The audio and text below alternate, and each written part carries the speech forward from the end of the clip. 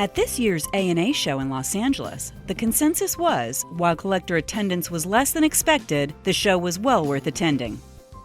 There were plenty of interesting exhibits, ranging from the U.S. Mint to the Smithsonian collection of famous gold coins. The dealers, for the most part, fared well.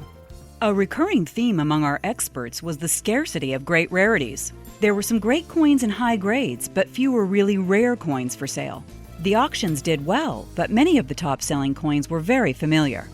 In this report, live from the A&A floor, we're privileged to hear from 4 market leaders: Laura Sperber of Legend Numismatics, Van Simmons from David Hall Rare Coins, Dave Bowers from Stax, and Jack Beymer. Each gives his or her unique take on the show, how they did, and how they feel the overall economic climate is affecting the rare coin market these days. We think you'll enjoy their insights.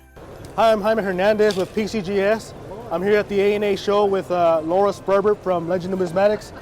Laura, what's your take on the market as far as the A&A show? The A&A show, well, attendance was a little slow, but it's a very stable market, and you really can't find a whole lot of coins here. Yeah. What about as far as the auctions? How did they perform? The auctions were actually mixed.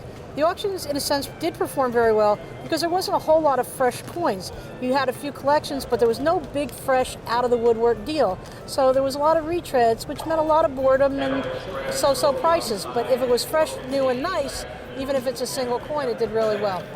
What coins are selling really well right now as far as for you? By far and away gold. Anything gold, gem gold was the hottest thing this show. Can you show us one of the coins you have? It caught my attention. Can you tell us a little bit more about it? Well, this is a 1932 $10 Indian gold piece in 6, and even though it's a generic kind of coin, it's not a generic in higher grades, and it's this exact type of coin a lot of the dealers have been searching for on their want list. They need the higher grade, better looking gold for their customers. I'm here at the A&A show with Van Simmons from David Hall Rare Coins. Thank you for talking to us today, Van. Can you tell us a little bit about the market? What's your take on the market right now? Well, to what degree? The market's doing fine. It's very stable. Prices are good. The really good rare coins are hard to find. Easy stuff is always easy to find. Really good things are tough right now. But there's a big demand for really nice, high-quality coins. Okay. What about as far as like the auctions that just took place? The material that was in there. What do you think? Was there good material in there? Oh yeah, there was some great stuff. The auctions are interesting. We used to go to auctions and put in a bunch of bids and buy coins. Now we go to an auction if we put in bids, let's say I'll put in 100 bids, I may buy 1 or 2 coins. Really good coins sell for a lot of money. You know, the coins that aren't that great don't sell for a lot of money, so I don't buy them. I don't bid on them, neither do most other people. Okay, now that we're talking about good coins, I noticed you have a lot of items, but there was one coin in particular that caught my attention. Can you show us that coin and tell us a little bit about it?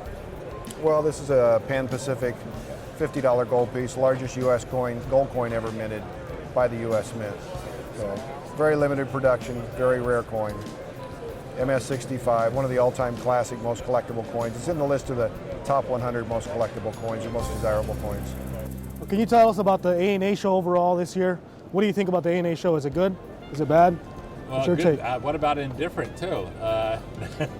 Well, actually, the A&A show, it's sort of like describing an elephant. You know, somebody can look at different parts of it. For Stax, it's been a very good show, but if you had asked me this question on PNG Day, which was Tuesday, or on Wednesday, I would have to say the show is fairly slow. Not too much going on. And I could say the same at the Whitman book booth. I had a signing on Wednesday. Come by and meet Dave Bowers at 2 o'clock. Well, I was there at 2 o'clock and 3 people came around totally, okay? Okay, yesterday, Thursday, it was very active. There were people here all the time. Well, our sales are very good. Today is active. Yesterday at the PCGS booth, 20 people came up to say hi and buy books, you know?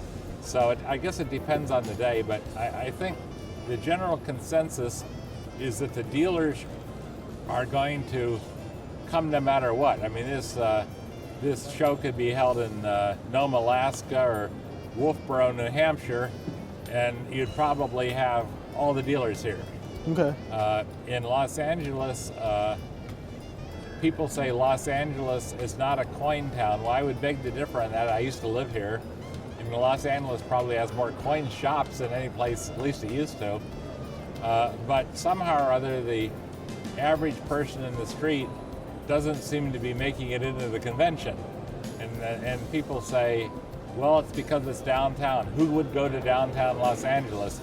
But it could also be because of the national economy, and it could be because of maybe there are so many shops and coin clubs already that someone isn't saying, gosh, I've been waiting, I could hardly wait till August and I can buy a coin because I could buy one last week.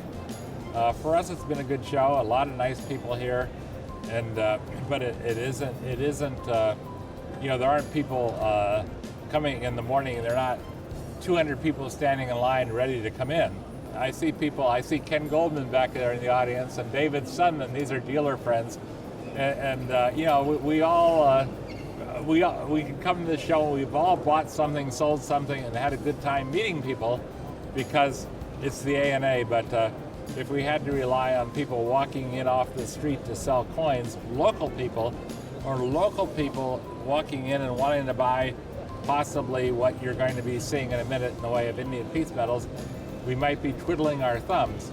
But I'm glad I came. I'll be next year, and I think if you want to use a term, you said, is it good or a poor?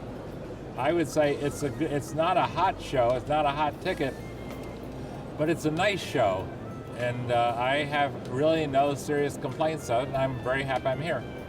Can you tell me a little bit about the market? What's your feel on how the market's performing right now? Well, it seems that there are a few less collectors around at these especially this show, than I would expect. And I'm certain that the market has probably slowed down a little bit in terms of collectors. But we've been doing fairly well. It just seems that even though the population of collectors at these shows is diminished, the market is still good. Yeah. I mean, there's always a demand for the key coins. You can never get enough of the really rare coins. Right. I know you also have a coin shop, over-the-counter coin shop at Santa Rosa. Yeah, right. What do you see there? I mean, do you see a lot of people selling coins right now? I mean, because of the economy, are people coming in with No, coins? not. I mean, people are coming in with the junk.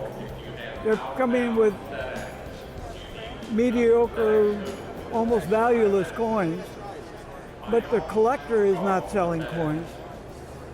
I mean, it's just, you would expect that if you hear that we're having bad economic times, that there'd be a lot of people selling a lot of collections. It's not happening. Yeah. We're not receiving a whole lot of And I agree. collectibles. I agree with, for the most part, with the other dealers I spoke to as well. They're saying the same thing. A lot of the collectors aren't releasing their coins yet. I guess they're waiting to see what the market does. Yeah, they may have just backed off a bit on buying, but they're not. They're still holding. Right. Okay, Jack. Well, it's always a pleasure talking to you. Thank you very much. Good luck.